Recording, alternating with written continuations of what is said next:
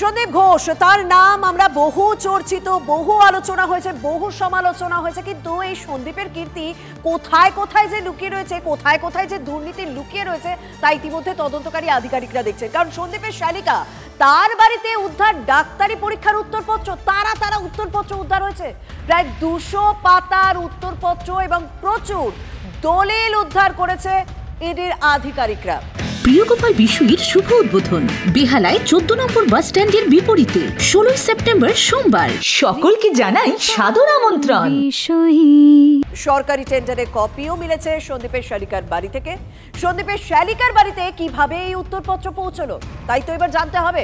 সে কারণে শালিকা অর্পিতা বেরাকে তলব করা হয়েছে। প্রিয়গোপাল বিশুইর শুভ উদ্বোধন বেহালায় 14 নম্বর বাস স্ট্যান্ডের বিপরীতে 16 সেপ্টেম্বর সোমবার। সকলকে জানাই সাদর আমন্ত্রণ। আমরা এখানে কেন বসে আছি, আমরা এখানে যে ধর্ণা করেছি বা এই যে একটা অবস্থান বিক্ষোভ করছি, তার কারণ হচ্ছে এই স্বাস্থ্য অবস্থার মধ্যে যে দুর্নীতিগুলো লুকিয়ে আছে সেইগুলোকে তুলে ধরার জন্য। যে সমস্ত ডাক্তাররা এই ধরনের অসৎ উপায় অবলম্বন করে পরীক্ষা দিত এতদিন ধরে বা পাস করত, তাদের হাতেই কিন্তু আগামী দিনের স্বাস্থ্য ব্যবস্থা দাঁড়িয়ে আছে। এই যে ডিএমই, ডিএইচএস এবং প্রিন্সিপাল সেক্রেটারি সবার পদত্যাগ আমরা চাইছি, তার কারণটাই কিন্তু এই জন্যই।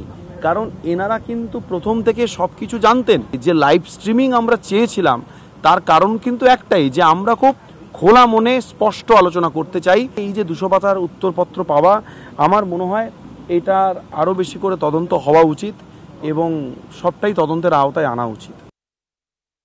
তিনি একটা বিশাল চক্রের একটা মাথা, তিনি বাদ দিয়েও যেমন রাবণের 10 মাথা আরও অনেক মাথা আছে, এবং সেই মাথাগুলো এখানে যেহেতু তদন্ত চলছে অনেক কথাই উঠে আসছে। যারা পলিটিক্স করছে, যারা সোকল থ্রেড সিন্ডিকেটের সাথে জড়িত, এদেরকে দেখা যাচ্ছে লাস্টে গিয়ে এরা অনার্স পাচ্ছে।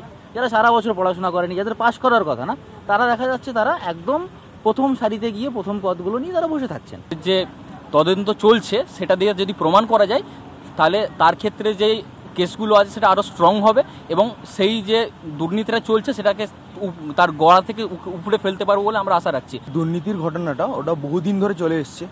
আমাদের তিলোত্তমা দিদির এই ঘটনাটা না ঘটলে হয়তো এত কিছুর মূলে আমরা পৌঁছাতে পারতাম না।